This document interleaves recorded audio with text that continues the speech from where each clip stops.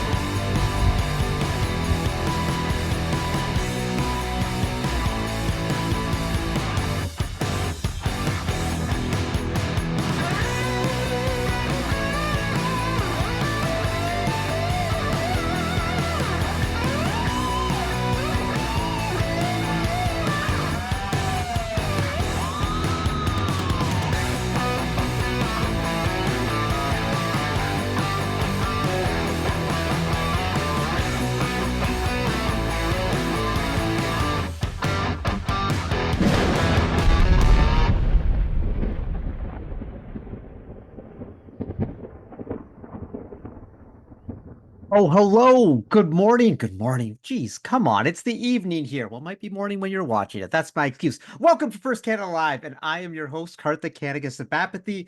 This is the show where we get together with our first community and talk robot stories and everything else in between. It's going to be a great show today. We have a lot of fun stuff happening. But before we get started, we need to start appropriately, and we do that by doing a land acknowledgement. As Canadians, it is very important to recognize the land of which we are a part. As we gather for this meeting, physically dispersed and virtually constructed, let us take a moment to reflect on the meaning of place, and in doing so, recognize the various traditional lands on which we celebrate today. We acknowledge the elders and youth, past, present, and emerging, of all the land on which we work and live. We honor the ancestral spirits with gratitude and respect. We also acknowledge this land out of respect for the indigenous nations who have cared for Turtle Island, also called North America. The indigenous people have been gifted the role of caretakers of this land before the arrival of settler peoples until today. But most importantly, we must remember the history of these lands and people that have been tainted by poor treatment and a lack of friendship with the First Nations who called Canada home before it was given this name. This history is something that everyone is affected by. We are all treaty people in Canada. We all have a shared history to reflect on, and each of us is affected by this history in different ways. Our past defines our present, but if we move forward as friends and allies, it does not define our future. All right, thank you, folks. And now to get started, it's time to introduce our co-host, fresh off a great weekend at the STEM League Cup from our youth council. It is Joelle K from Team 6135 Arctos. Hello, Joelle. Hi Karthik, how are you? I am doing great. I see you've got the whole world behind you, a great world map right there. I love maps, so I'm a big fan I'm there. glad, So I'm very glad. fan of the background there. How's school going, Joelle? Like we're, like 2 months in almost. Yeah, no, school's going pretty well. Robotics is definitely a big part of that. We try to do training after school. We have a lot of sub teams, meeting new people. It's going pretty well. Thanks for How, asking. of course. How many days a week does your team meet? Well, every day we have different sub team meetings with which we call training season, and once kickoff starts in January for FRC, we do build season. All right, but so like how many days a week are you usually putting in? For myself, I Yeah. think three-ish to Okay. 4 days a week. It's a lot, but it's worth it, right? Oh yeah, yeah, of course. That's as much fun as you can have. All right, Joel, we got a really great show today. We got the big reveal. The Everybot crew is back, except we're not talking FRC. We are talking FTC. That's right. Team 118 has put together an Everybot for this year's FTC game. I've seen it, and trust me, it is very, very cool. So I'm excited to see this and to show the world a little bit of take on how they've played the game and provide the community with a simple robot that they can use to get started really effectively. And kicking us off is a discussion with Alvina Mardani Bain about Shad. Joelle, have you got? You're probably because you're only in grade 10 this year, grade 11. I'm in grade 10. So you haven't gone to Shad yet, but is Shad something you've thought of No. applying towards? Oh my God, yes, definitely. I've heard Yeah. amazing things about Chad, and I'm looking forward to, digging in, exploring into the application. Yeah, we'll talk about this more when Alvina comes on, and but like you're probably gonna be like, oh, he's of course he's gonna say this, but I've never heard anything bad about Shad. I've never heard of a student go to Shad and be like, oh, that wasn't fun at all. And like again, like I'm not just saying that, folks. Like if I say something on this show, I mean it. So that's very, very cool. So I'm excited to talk with Alvina about that. Throughout the show, folks, if you have questions, you can put them into the Twitch chat. We're happy to answer them. Any questions about Shad, any questions about the Everybot, about FTC, or anything else in general, we will talk about all those things. Most importantly, folks, we are here to have some fun and celebrate excellence in our community. So let's stay positive in the chat. All right, speaking of staying positive, it is October, school is going on, and it's really important that we take a check-in on how everyone's doing. And so, Joelle's going to take us through her wellness moment for today. My wellness, sorry, moment is that, like, I love watching movies, I love doing math. When you focus on something that you love doing, you're genuinely good at it, and like, you have to pursue that passion. So, anything mystery, like mystery books, mystery movies, or like, like those thick, like formulas, anything with math or movies, it's my thing. So, There you wellness go. moment is definitely good. Well, you know what? Those are two of my favorite things for sure.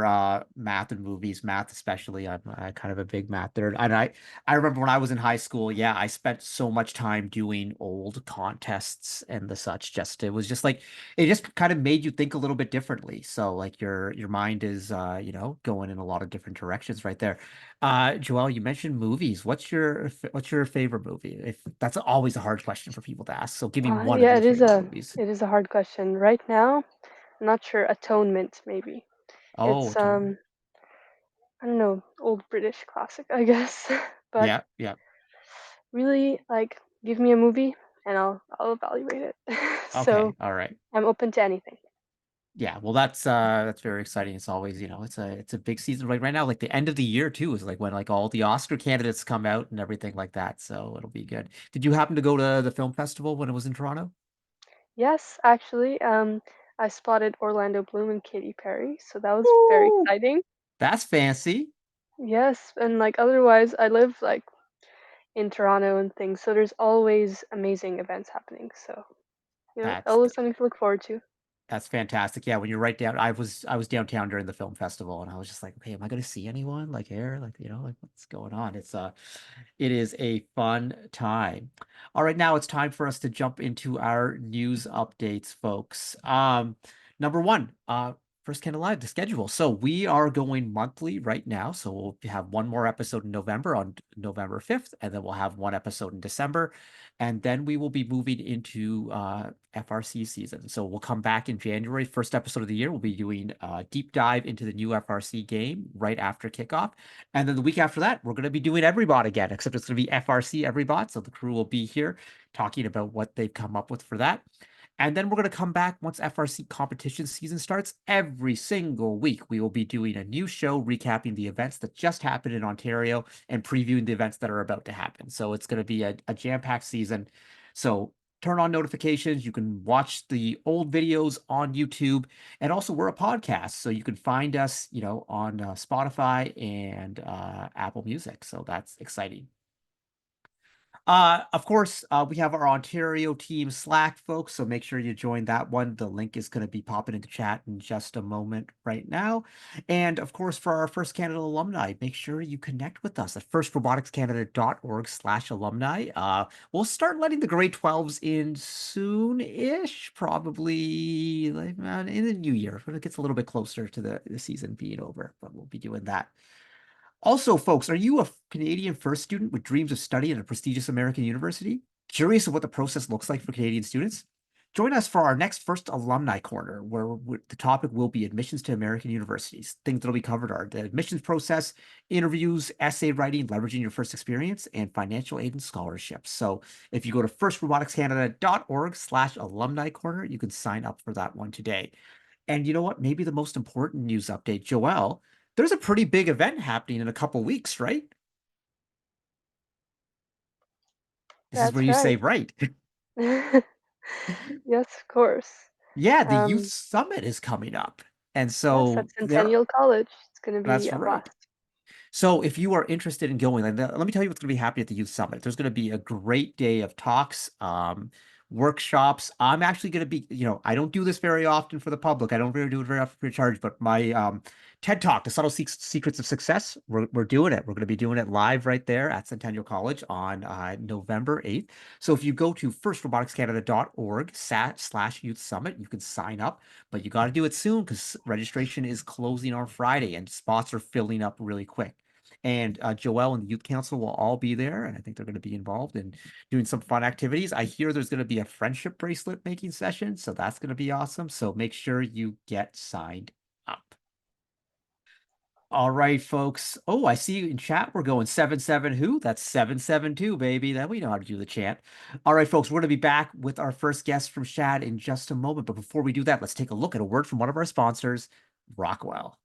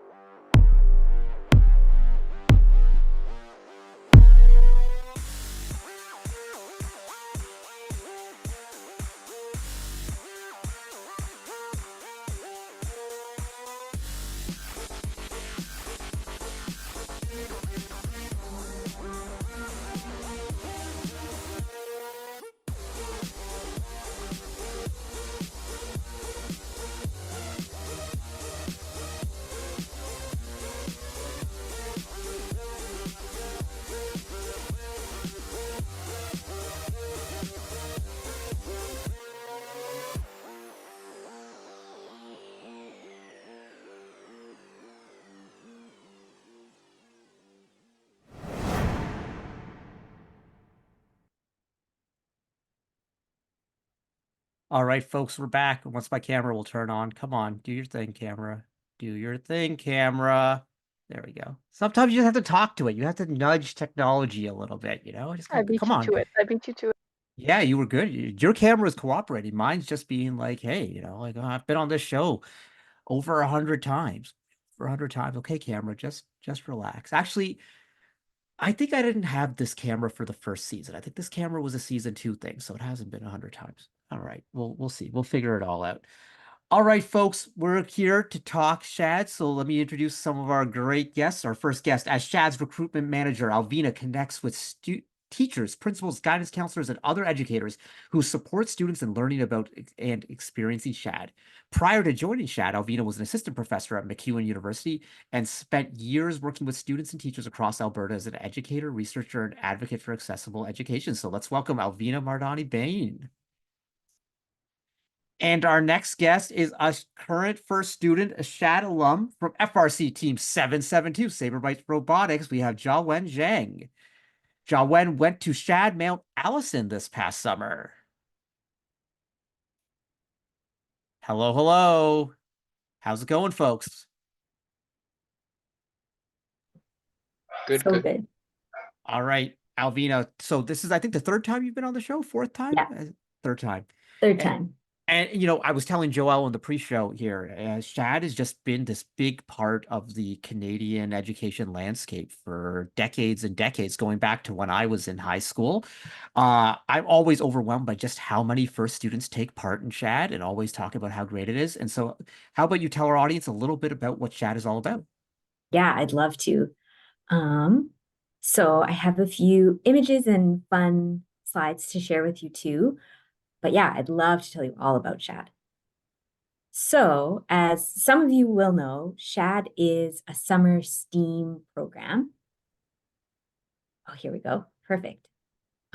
Where students from around Canada get to spend a whole month experiencing university life. Could we skip to the next slide, please? Thank you. Oh, perfect. So yeah, we take about 1,700 students from all over Canada and some international students, and they get to see like a preview of post-secondary. So because everyone is together on campus for a whole month, you make really meaningful connections. We do a lot of hands-on learning, a lot of building and prototyping, which you will all know all about. And we do that building and learning in design teams, exploring something called STEAM for Good. Can we go to the next slide, please? Thank you. So STEAM for Good is essentially using science, technology, engineering, arts, and math, that's STEAM, to do good things, to make our world a little bit of a better place. So what we do is we use science, technology, engineering, arts, and math, and we work together to solve problems at Shad.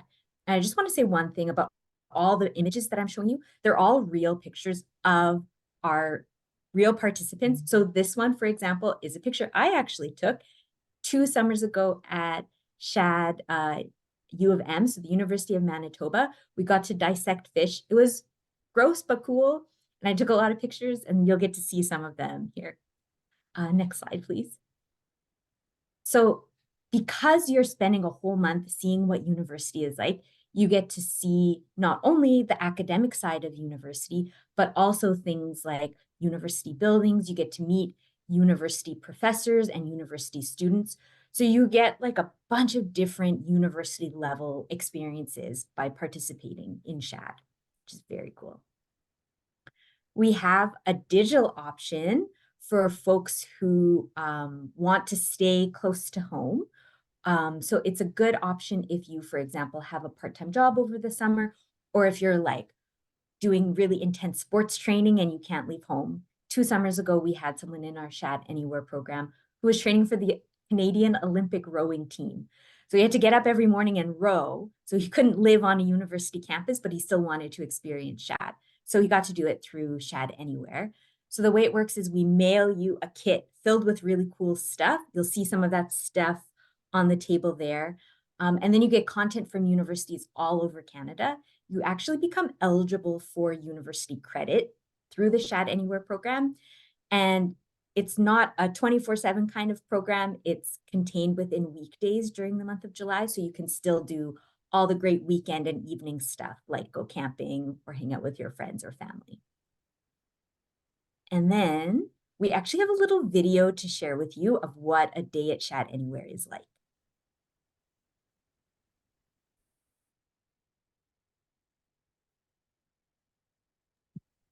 Ooh, there should be sound. I'm not sure if it's coming through.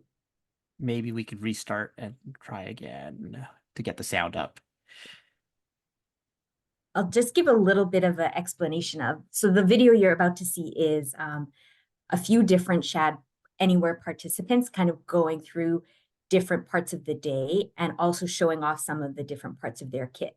So it gives you a sense of some of the stuff that we send to you. The coolest thing about the kit, I think, is that you get to keep it. So all that great stuff that you see is stuff that you get to keep. And some of it is stuff that you might be familiar with already that you already know all the secrets of, which is very cool. Starts at 12 and ends at 6. Everyone says hello and then they tell us what we're going to be doing that day. Sometimes in the morning we'll have a session with a speaker, maybe a few activities. Then nutrition break. Shad really helps you develop time management and organization. I love how it's organized in the Google Calendar and you can see everything you're doing that day. It's super cool that we get to learn about all this stuff while still being in the comfort of my own home. We work on these Miro boards together and it's all about collaboration, and I like the fact that I'm learning a lot about digital literacy. I definitely want to study engineering, and then I'd want to go into med school. We did an interview with a woman who works with different technologies in the medical field. We got to cut false skin. That was pretty cool. We got to work with a Texas Instruments plugin that we could code on. One thing that really surprised me is the sense of community and how connected everyone is. Everybody's so far away in different places of the world and throughout Canada, but we're all just so close. We're solving our own problems and participating in hands-on activities with other people. That's allowing us to test our knowledge and put together all of our interests.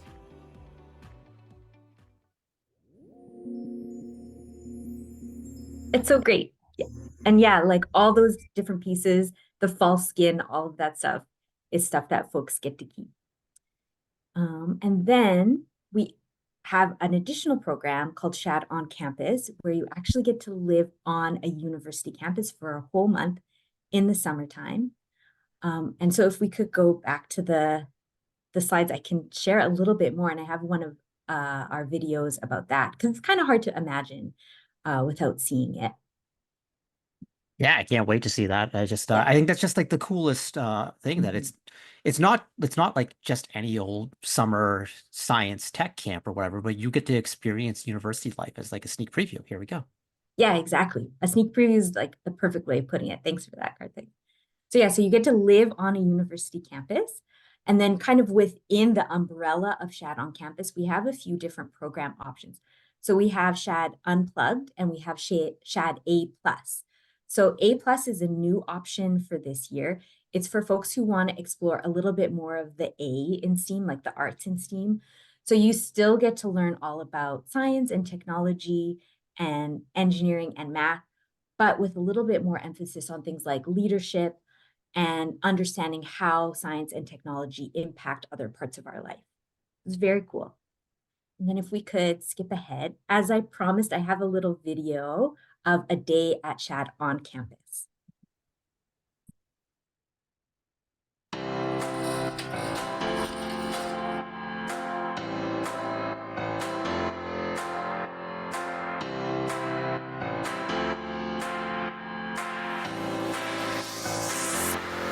I love Shad.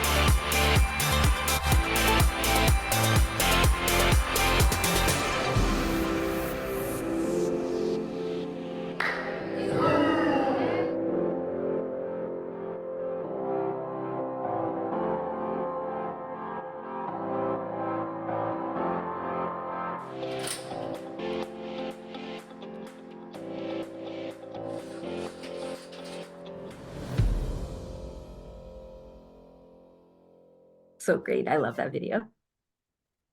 So That's yeah, fantastic. I know it's so great, right? And so every day at Shad is different, but every day is like super jam-packed, filled with amazing stuff like what you just saw.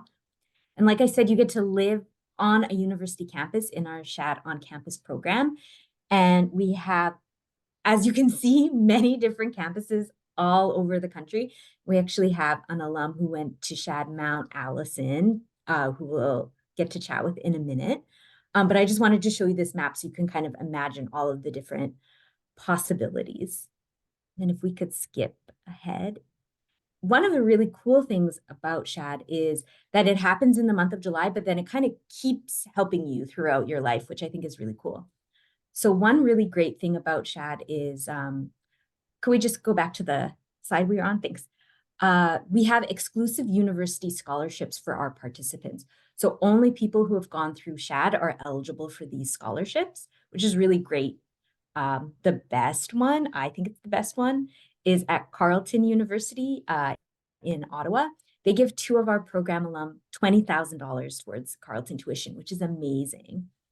So if university is on the horizon for you and you're trying to figure out different ways that you can get some financial support, Shad is a potential help there. Depending on where you are, you might also be eligible for high school credit, and you're eligible for IB credit, which is very cool. And then we do have a competitive application process. So you do have to apply, and we do look at things like how curious, creative, confident, empathetic, self-empowered, resilient, and excellent you are. But we are for students who are those things and who want to be those things. So if you can demonstrate to us in your application that you're curious and creative, but maybe you want to work on your confidence, that's perfect, because Shad is a place where we can help you grow in those areas. And if you're all of these things, then Shad is a place where we can really celebrate all of those great things about you. Another really important thing to note is that Shad does have a cost to it. You do have to pay for our program, but we're really lucky. We're able to provide financial assistance for full and partial program fees. So 1 in every 3 of our participants receives some kind of financial support. So it's a really like normal thing, a very common thing to receive financial support to come to Shad. Last year, we provided over $1.5 million in financial support. This is really important to us that everyone who wants to come to Shad has the chance to, so we try to make it as accessible as possible. And we have special scholarships for Black and Indigenous students. So if you're identifying as Black or Indigenous, you can apply for a scholarship for the full program fee. And there's more on the next slide. We have special scholarships for first participants. So we award 2 scholarships to first robotics competitors, which is really, really cool. And now we have a chance to chat with our wonderful program alum. Yes. So I have some questions. Yeah. Do you want to tell us about the campus you attended?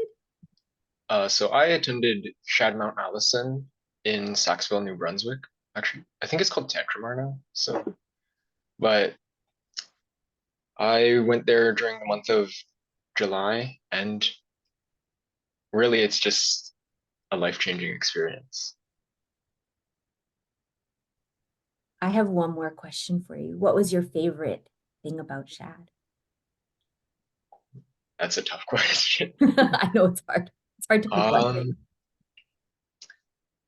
thing. If I had to pick one, I feel like it'd be early morning rec. So recreation in the morning. One of our PAs, or I think basically a teacher at the program, he would take a couple of the students out, and we'd just go birding from like 6 to roughly 7. And it was just amazing. There was so much wildlife in Sackville. You really couldn't see any of that where. Before we wrap up here, Joanne, I got one question for you because, Joelle was talking about how she'd be interested in going to Shad. So do you have any advice for our first students who are watching today on what they should do with their applications, anything like that?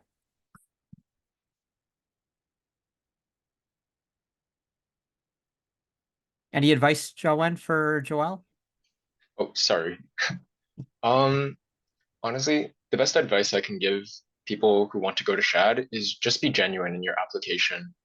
Although there's a lot of great resources that can help you write, sometimes just writing from your heart is the best option in these sorts of situations. That's And not just I'm good advice for Shad, that's good life advice, right, Joel? That's totally right, and I'm sure first viewers all across Canada are really appreciating your advice. So, like, what I got from Juan's message was like, when you're passionate about something, you're genuinely interested in it. That'll be naturally demonstrated. So, thank you very much. All right, Alvina, before we close out here, any final advice for any final words for our audience here other than apply, apply, apply? Because that's what we think everyone should do. Yes, apply, apply, apply. I want to plus one that advice. I thought that was great. Thank you so much for that. And the last thing I will say is you have until December 1st to apply. So if you're thinking about it, head to our website sooner rather than later. All right, folks, get those applications in. Joel, you got to get started on yours. Because then next year you can come back on First Canada Live and tell us how great Shad was at whichever campus you were at, whether it be UBC or Laurier or Western or who even knows. I just saw all the options there. It was like every school. Like, hey, and here's my advice, folks. If there's a university you're thinking of wanting to attend, this is a great way to get a test run to see how you feel on the campus or whatever. You might fall in love with it, whatever. And also for everyone who like goes to summer camp in the summers. This is like summer camp, except you're not in a dingy cabin. You get to be in like a cool university residence, So there's an advantage. I mean, there's a romantic appeal to the dingy cabins too. Don't get me wrong. It's pretty fantastic as well.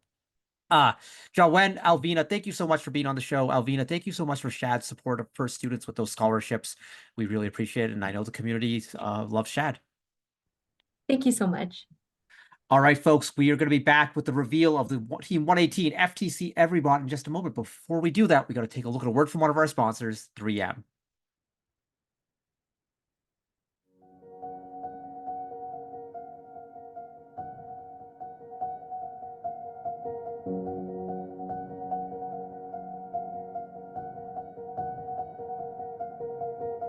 So FIRST Robotics Competition is the epitome of the robotics competitions here in Canada.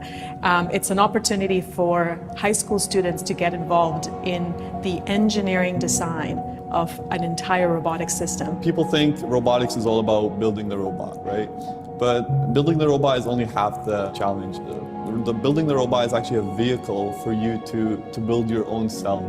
For our Canadian manufacturers to stay competitive, there's a lot of automation and robotics that have to go into our manufacturing facilities. So the skills that the kids are learning in this competition hit that mark spot on. There's definitely the technical ones. I've learned how to do CAD design. I've learned how to work machines. But one of the really, really big ones that I really like is and I think it's really important in this world, is I've learned how to work with a team.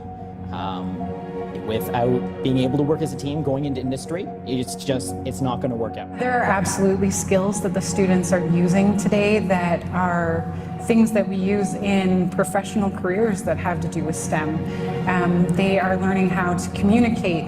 They are learning how to collaborate. They're learning how to think outside the box so that they're not limiting themselves to one thing. They're getting to do coding, marketing, design, engineering, science, the whole 9 yards all together. It really teaches you all these different skills that you wouldn't think that you would know. It teaches you, how to work with other people, how to do soft skills, communication, teamwork, leadership, all that kind of stuff. Some of our alumni have gone on to receive excellent scholarships at top-tier universities, and because of that, they've started getting known well by top-tier companies, which allows our brand to carry on as they work for large technological companies in the programming sector, in the automation sector. It's really interesting to see where we end up.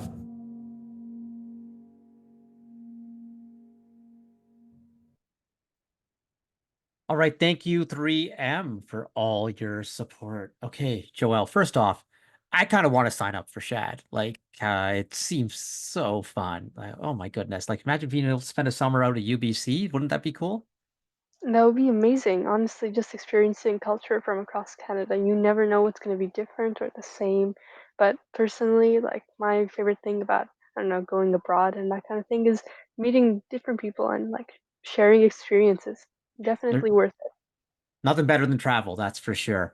All right, folks, it is time. It is time for the 118 Everybot. So live from Texas, we've got Team 118. So let's bring them on. Starting off with Jenna Kay first alum of Team 3184 Blaze Robotics from Burnsville, Minnesota, current mentor of Team 118, alumni of the University of Minnesota Twin Cities, and a planning integration specialist for the Office of Planning, Integration, and Environmental at NASA Johnson Space Center. So Jenna, you're just kind of a big deal, basically, right? I mean, you could say that. I'm just kidding. Jenna, is this like the 6th time you've been on the show? 7th time? I feel like we're family at this point. Like I Yeah. love being here. Every time I'm here, you know, it's just a great time.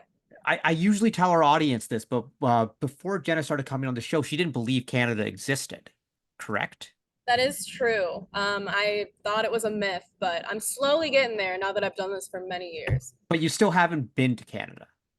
I've been to Toronto's airport once, but I'm still Okay. not convinced personally. So here's the deal. We're going to have some space at our FRC district events in Ontario this year. I know 118 likes to compete every weekend or sometimes twice a weekend or something like that. Why not come to the team came to Canada in 2016. It's been a while, so why not come back? Yeah, we could consider. We're looking back at the banner to see what. Wow. Wow. Wow. Wow. No, All right. we'd love to I'll just go. say that final went to 3 matches and it was like 1 ball. It was a 1 ball difference in that last match. 118 and 2056 over 1114 and 1241. That was a good one. You got to come back. It was an upset. We'll see. We'll talk about it. All right. And next up on the show for the 2nd time now, first alum of Team 1023, the Bedford Express from Michigan, and current mentor of Team 118, the Robonauts from League City, Texas, a mechanical engineer for the Johnson Space Center's Dexterous Robotics team. What up, Brandon Sidoti? How's it going? It's going great. I'm excited to be here. All right. And we've got some of the student members from 118 right here. First up, we have, so first of all, in the pre-show, Milo and I realized we go way back to like 2016, 2015-ish era.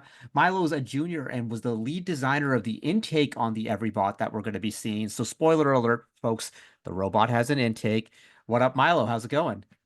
Hi, I'm good. I'm excited to show you all this. I think it's a great robot. Yeah, we're pumped to see it. We're pumped to see it. And of course, we have Ryan, who's the new kid on the block right here. Been on the team for 1 month, already on First Canada Live, a senior, a rookie on 118. How's it going, Ryan? Going great. I'm happy to be here. All right, folks. So I think we got to back up a bit. So maybe for Jenna or Brandon, do you want to explain the concept of the Everybot and maybe like a short history, and then we can explain what's happening with FTC? Sure. Yeah. So Everybot is something that we started a couple years back, and the intention of it 2018, I believe. 2018. I believe so. It was originally 2014, I think, but then we revamped in 2018. Long lore. But it was intended to be an accessible resource for teams where we would take a couple weeks and we would build a robot that is both affordable and competitive. So we wanted to prove that, you know, no matter what your budget, you can still play the game, you can still have a good time and learn. So after many years of making this resource, we've only done it in FRC, and this is our first time doing FTC. So very, very pumped. And I guess the natural question is, you know, y'all are experts in FRC. I mean, the blue banners behind kind of tell some of the story, but a lot of you know, come from different teams, and even, you know, Ryan was on a different team last year, but that's FRC. So how was the Everybot process different for FTC? Was it easier? Was it harder? It was certainly different. We ran into a bunch of different issues and roadblocks and problems that we had to solve that are not present in the FRC thing. Because you just go to Home Depot for a lot of FRC stuff, because Home Depot, you're building with big materials. FTC, the scale is shrank. So we actually introduced the use of a 3D printer because, you know, they're so accessible now. You can go to Micro Center, they're having a sale. You can buy a $70 3D printer and you can print every part on this robot. And so we use this 3D printer to allow us to use parts from many FTC suppliers and Home Depot parts and hardware store parts as well. The hardware store, like literal hardware store tools, possibly. I don't know. Hint, hint, spoiler, spoiler coming up right here. I mean, maybe. Yeah. Hey, Joelle, you got a question for the Everybot crew? I do actually. So was the FTC Everybot like making process or the building in general? Was it harder than FRC Everybot? Like, would you say in general? Like, if you could proportion them like to the same amount. I would say it was easier in the way that we could design because our abilities were opened up, but it was much harder in the way that we want to adapt. We focused a lot on compatibility this year. Mm-hmm. And it was much harder because if you look at the Chief Delphi code we posted, we had a whiteboard where we threw up every supplier's parts, sizes, hardware sizes, and you can look across the board and not a single one lines up. You know, some are using Wow. M3 bolts, Okay. some are using 632. So to get the ability to be compatible with all of these suppliers, that was a tough challenge. And about coding, actually, I have another question about that. I understand that your FRC Everybot has Swerve, no? Swerve drive. It has the option to have Swerve. Mhm. So default it doesn't, but many people make a Swerve rebot. I think well over half made it into a Swerve. But since that is a financial barrier, we tend to start out without Swerve, and then people can introduce it. A lot like the FTC bots, we're trying to make it modular and based on Mhm. your price point, lots of different options. But what was your specific question on code? I know you said you had a specific. Well, yeah, about the code. So, based on like the driving mechanism, was it harder or easier for FTC or FRC? So in this particular robot, so this is the first time we've done FTC, the code I think is actually going to be a lot easier. We did a lot thinking about what kind of control scheme you would have to have. And it supports a bunch of different drivetrains, and then as well, mechanisms on the robot can be controlled pretty much full forward and full reverse, and they still work. So there's not a whole lot of position control that you need. There's not a whole lot of just tuning and everything. It is motor go that way, and the mechanism works. Yes, very fair. Well, that's intriguing, and that brings up a lot of questions about the robot. But I think for us to get there, we got to take a look at this robot. So, folks, let's take a look at the 2024-25 FTC Everybot. Folks, just a reminder, we're going to play this video without sound because Twitch is very intense about copyright regulations or whatever. But this video will be going up on YouTube right after the show, so you'll be able to find it there, and you'll be able to find it in their Chief Delphi thread. So, just that's disclaimer when you're like, why is there no sound? All right, folks. So now let's take a look at the 2024-2025 first ever FTC Everybot.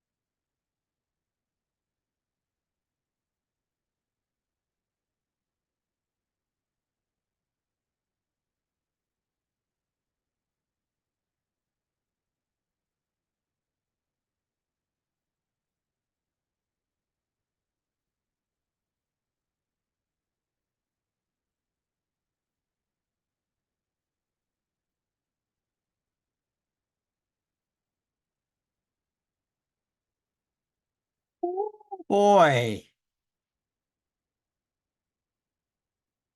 All right, folks. That was cool. Wow.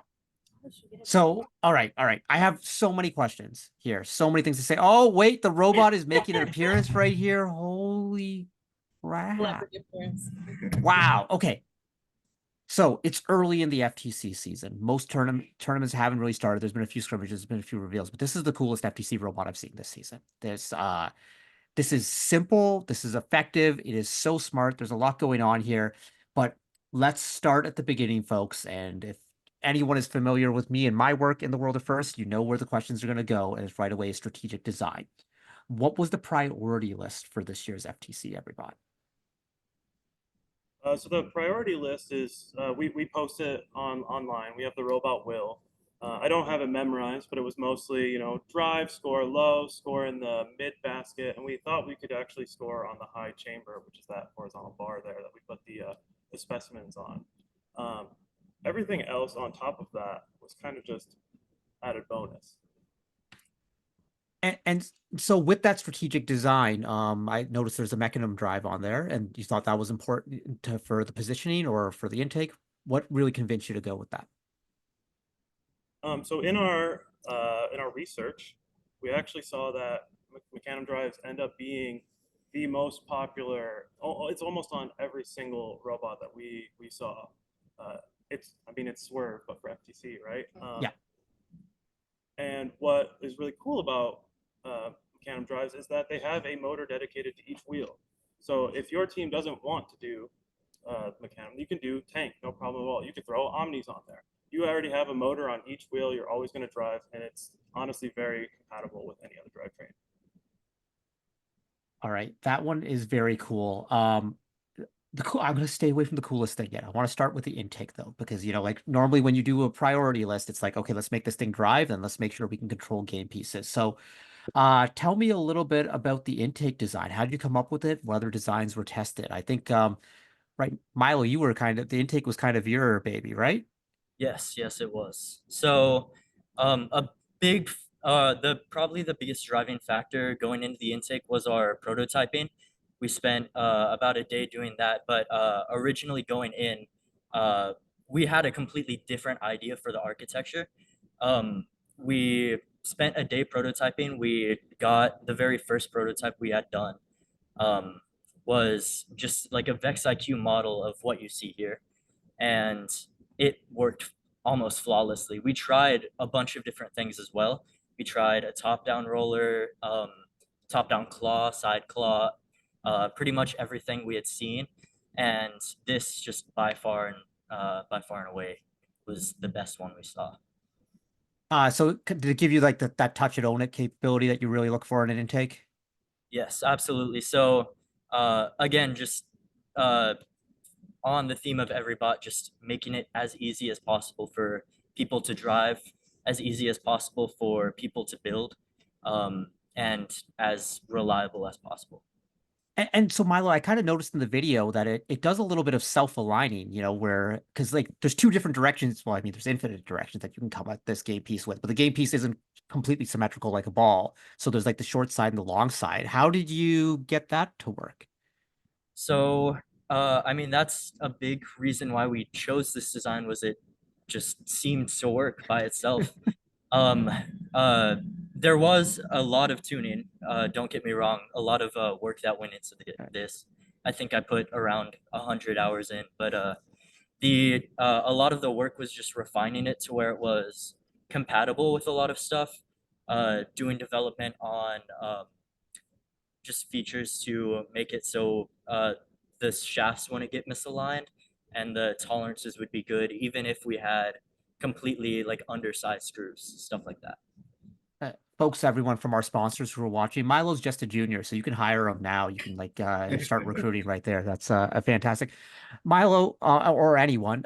What about the elastics on there? What exactly are they doing? The elastics that are like seem to be holding the claw together, and holding the claw together, but adding some compression maybe, or Yeah. So those are just simple rubber bands. To get that, we just bought a variety pack at a hardware store.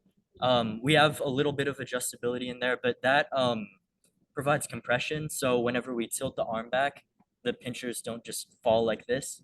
Right. It allows grip between the wheels and the sample while it's spitting out. And it also helps with the alignment whenever you're doing that. So again, with the variety pack, you can kind of choose and tune the intake depending on how you build it. That's so gorgeous, as opposed to having to have an extra degree of freedom there, or that's not truly a degree of freedom, but having an extra actuator there to kind of do that. Just that's fabulous. Hey, Joelle, you got a question for the Everbot crew about this amazing robot? Totally do. I'm really impressed. And I'm wondering why you chose, like, I know Karthik touched on this, but I'm wondering why you chose the mechanism of, like, literally grabbing the game piece. Because I understand some teams, they go for, like, suction or ground intake, like, straight from under the robot. And I was wondering if you could tell me some about that. Okay, so we chose specifically to pick up the game piece, and what we wanted was we never wanted to let go of this game piece once we had it. We didn't want to have a handoff because we figured handoffs, if you mess those up a little bit, that's, it's going to throw a piece into your robot. We didn't want that. So we Yeah, wanted for to touch sure. it and own it the whole time. So that's why we chose that. Yeah, I Sounds mean, good. sorry. No, This please, you can please like continue. this is just what worked best. Again, this was probably the second thing we tried, second to top-down roller, which was the easiest, and it was incredible. Can I also add on to that? A little tangential, but it feels really important to announce that this robot is 100% student designed and built, which is a huge deal, and is very different than the FRC robot that we make that's a little bit more of a collaboration. Like, this was a lot of hard work by, some of the students here, other students, Jackie and Elizabeth, and yeah, so we're very proud of you. I felt like I had to say that because that's just such a cool fact for such an awesome robot. It is very, very cool. And it's just it's a testament to, Milo and Ryan that we have here and all the other 118 students who've been working behind the scenes on putting this together. And like also like do you all even compete in FTC, or is this just like a side quest? This is just a side quest. Yeah. I think we know that our bread and butter is making accessible resources. And when we were approached by some folks at first, they said, hey, we really want a supplier agnostic robot that is, reliable, it's easy to build, just because, Brandon already touched on it. Sometimes the different providers don't mesh as well. So it's making a robot that's 3D printed really lowers that bar for entry. And we just love doing that. I want our viewers to really think about this one here for a second. So this is a team who could be doing anything in their off season, like maybe doing trainings for FRC or to get, find the next thing to the next level, testing 8 million different bumper materials with these new weird bumper rules or things like that, just get in the crash test lab. But you chose to do something for the FTC community. And that's fantastic. Like, that is dope. That's what this program's about. That's kind of that that just like, putting others first. That's impressive. Anyways, I digress. Let's get back to cool technical things on this robot. And there is a tape measure on your robot. It is not, maybe it's calibrated, like maybe you got a camera pointing at it or looking at something, but like tell me what exactly you have this tape measure doing. So this tape measure right here, what it does is all that it's doing is pushing this drawer slide that we have under the tape measure. So whenever it's like this, the tape measure, we have these wheels that are just sliding along this tape measure, and all it's doing is pushing this drawer slide. And the drawer slide's what's holding all this up. So this tape measure really doesn't have any force on it at all. It's just pushing this. So we have no calibration on it besides these wheels. They are flex wheels, and they will flex around the axle. Once the tape measure hits its max distance, they will not spin anymore. So Ryan, you're telling me that it is going motor to wheel and then wheel sending force via traction to the tape measure. Exactly. Okay, see, that's not what I would have guessed. I would have guessed that you created some sort of hub that you drilled through the tape measure and it was like the motor was in there. So that is even cooler. Like, Brandon sent me a video of this early and I was telling him how cool this was, but I just kind of in my head figured because that's how like teams have done things in the past before or whatever. But that's really, really neat. What inspired that idea? This idea was actually inspired by the climb from the 2020 robot Mobius. It uses something similar to a tape measure that just pushes up a climb mechanism to climb. And I mean, we were talking about it the day that we were trying to figure out how we wanted to make this arm. And that after we had realized like this is actually a really simple way to make a pushing mechanism is what we decided to do. So for those of you who don't know, I'm a little bit of a robo boomer. I've been around the block a bit, but in the 2002 FRC game, you got points for having your robot in the end zone at the end of the match, but there was no expansion limit that year. So some teams figured out, because you didn't want to have to go all the way back to the end zone. So what teams would do is they'd be at the far side of the field and they'd unleash a tape measure at the end of the match to go all the way to the other side of the field. But most of those were drill motor driven tape measure inject sort of thing or whatever. And so I don't think anyone back then had the idea of driving it with a wheel on the tractive surface. Does it ever slip? It only slips whenever it needs to. Once the tape measure reaches the maximum extension of the drawer slide, the wheel will start slipping along the axle. That way it doesn't push it anymore and cause the tape measure to bend. So the tape measure is actually a clutch as well. Yes, sir. That is very, very cool. And please don't call me sir. You don't need to do that. It's all good. That is so cool. Okay. All right. That is super neat. Obviously, I look at this robot, I see a lot of 3D prints on there. So do you have tips for teams? Because I think we have for folks who are comfortable with a 3D printer, they're going to be good with this. But for folks who might have a 3D printer in the back of their shop, or like maybe another classroom has it, and they're going to ask the teacher, hey, can we use the 3D printer? Can we borrow it here? What tips do you have for ensuring that teams' printed parts are durable and reliable?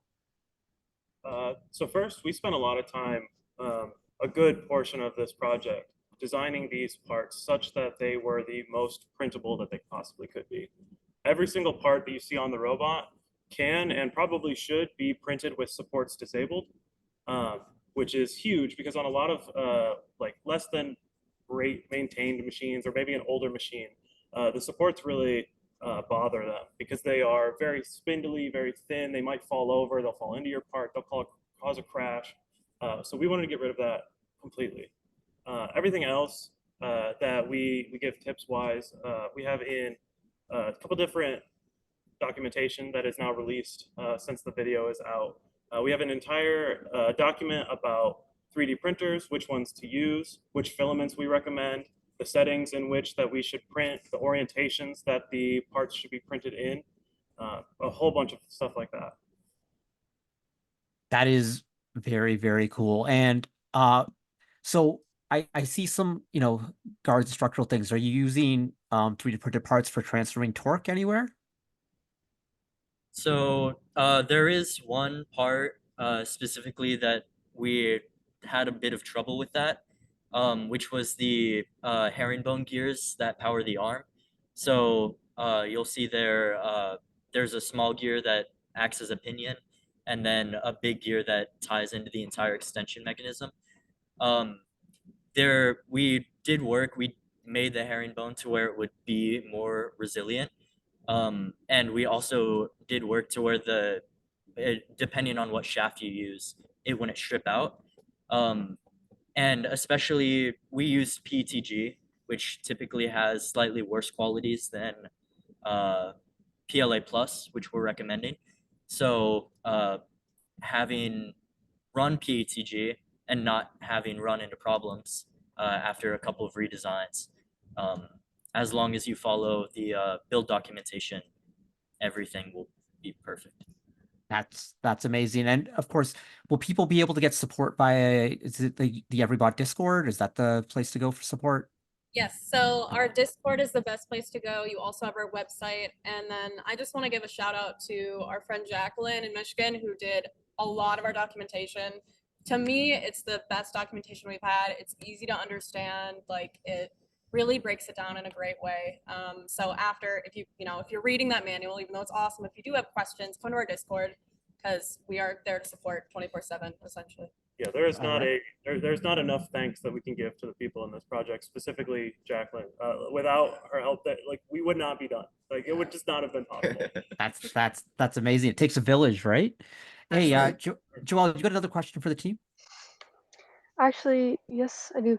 So on the Chief Delphi website, do you have a link for that, or do we have anything specific we can search up? And is there any type of other community you can join, like Slack, if you use that?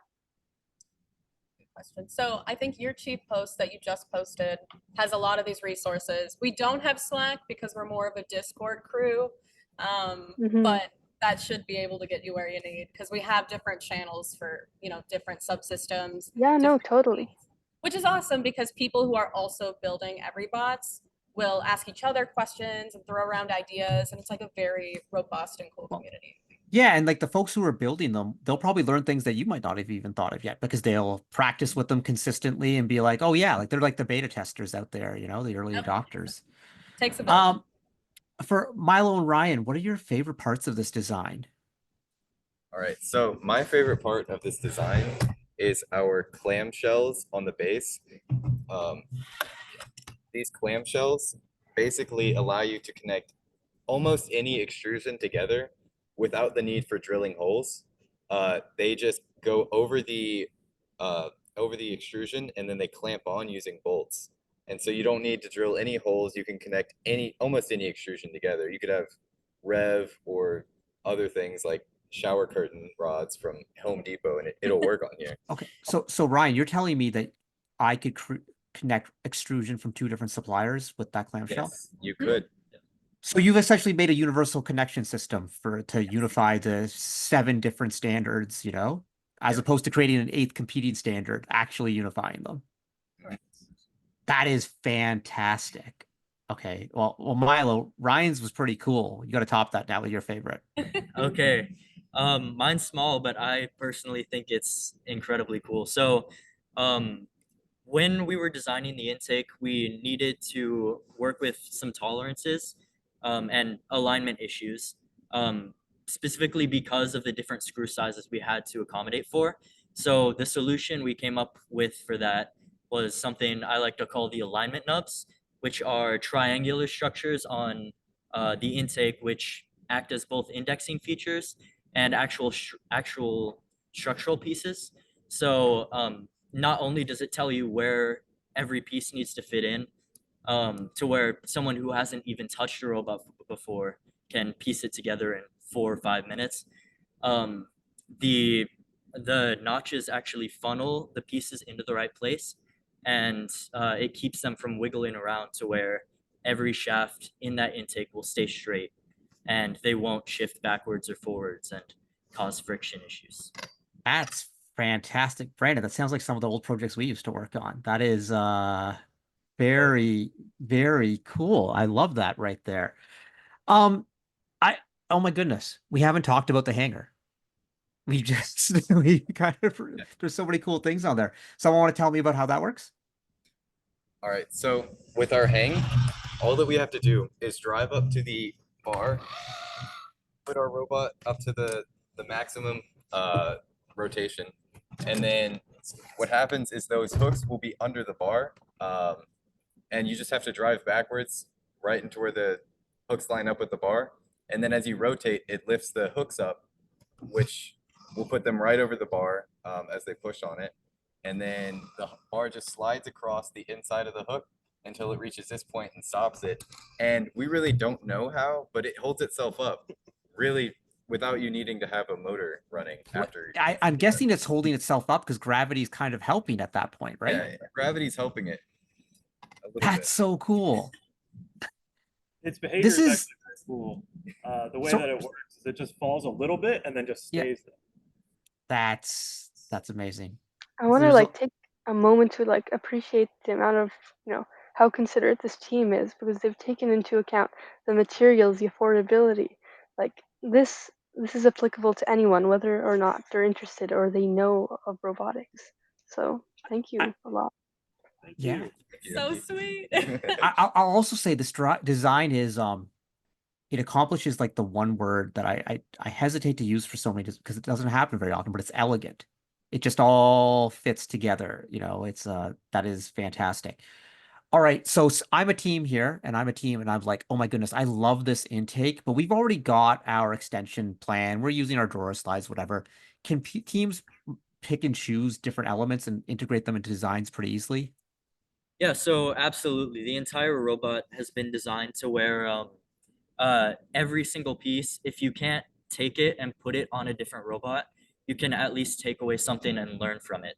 So whether that be just removing the back part from the intake and redesigning an attachment to go on an elevator for a different robot, or learning, oh, hey, I can 3D print gears and then using that on a future year's robot to improve your design and get a custom gear ratio.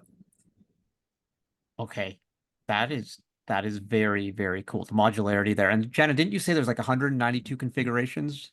There's 192 unique configurations.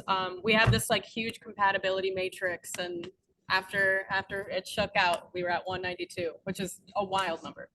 That is very cool right there. Yeah, 90. Yeah, 12 times 8 times 2. All right. Question from chat, from 60-degree angle. Question about the intake.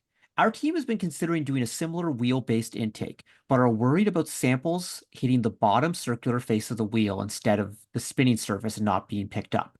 I think I saw rounded end caps on the bottom of the axles. Are those related to that? So they're not exactly for that, but they accomplish a related goal.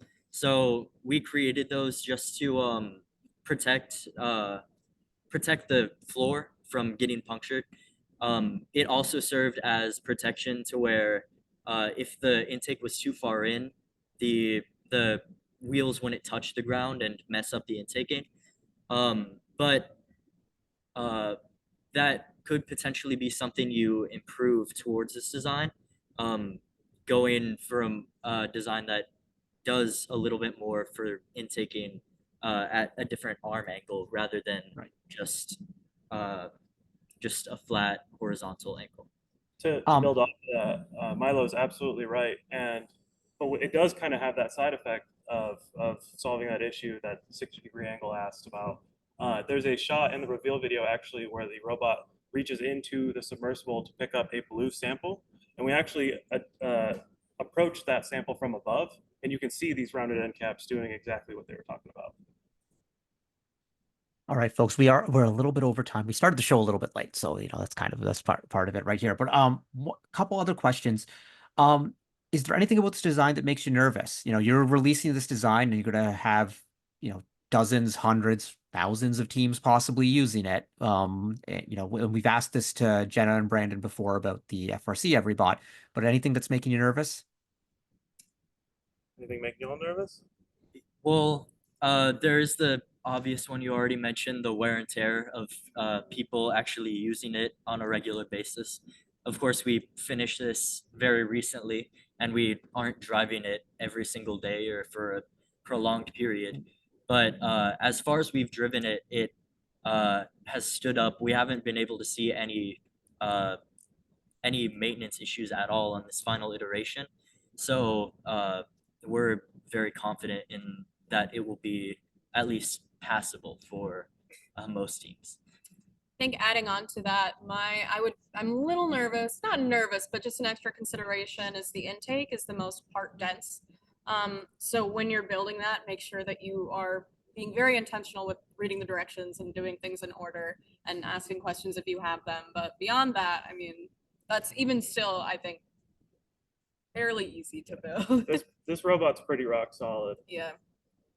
I'll throw this one out there. Just if you're a team out there and you're a little bit concerned about 3D printed parts or whatever, print some spares for yourself. This little robot seems pretty modular that you can fix. You don't want to be caught at competition without a spare. So be ready for some things. All right, folks. This is fantastic. So you can check out the thread on Chief Delphi for more information. You can go to 118everybot.org. So close. .org. 118everybot.org to get more information. There will be tons and tons of resources there. Hop into their Discord, ask a question. Just, they will do what they can. EveryBot crew, any final words? Have fun. Have fun. It is so fun for us to work on projects like this. The students also learn a lot while doing it. So have fun. And if you have questions, let us know, I guess. All right. Thank you to the EveryBot crew for coming back on First Canada Live to unveil this. Thank you for what you've done for the FTC community. Jenna K, we'll see you in January for a deep dive into the FRC game. Yep, I'll be there. And then a couple weeks later at the EveryBot one. Yeah, Brandon, you'll be there as well? Of course. All right, folks. Thank you so much. First Canada really appreciates all you do to help support our teams and teams across the world. Thank you. Thanks for having us. Thank you, Renee. Joelle, this was a great show. This was really, really fun. We learned about Shad. We learned about the EveryBot. What was your favorite part of tonight? I don't know. It's hard. You're putting me on the spot. I know. It's what we do here. I'll tell you my favorite part for sure. I was just so impressed with Milo and Ryan. So knowledgeable. those two students, you know, and like they're FRC students. They could have been working on whatever, but they chose to work on this. So not just knowledgeable, humble, but Mhm. very dedicated to the community, which I They think is chose exactly. They chose to designate their extra time to something that would actually like benefit other people, and that's compassion. yeah, that's magic right there. Yeah. All right, Joelle. Well, we've got the Youth Summit coming up in a couple weeks. So, folks, Mhm. remember to get signed up for that. It's going to be a blast. We're going to be back for our next episode of First Canada Live on November 5th. We've got a really great show lined up for you there. We've got actually FTC team from Scarborough, the Bear Bellas, who recently competed at the first global competition in Greece. They're going to be on telling us about their experience. And Joel, the Youth Council is going to be on. We're going to be doing a panel discussion about organizing teams outreach and all those amazing things. So that's going to be fantastic. So, and then later that week we'll be at the Youth Summit. So it's going to be Youth Council everywhere. It's going to be great. Thanks to everyone who tuned in for First Canada Live. Thanks to Joel for being an amazing co-host. Thanks to our producers, Yusuf and Heather, who keeping us on track. Thanks to our guests. Thanks to everyone. We'll be back in a couple weeks, folks. By the way, open night of NBA season. So enjoy. Let's go Raptors. That's Thank you, tomorrow. Karthik, for being awesome host as usual, and for Of course. everyone, lovely people who are viewing. Thank you so much. All right, folks. We'll see you in a couple weeks. Good night.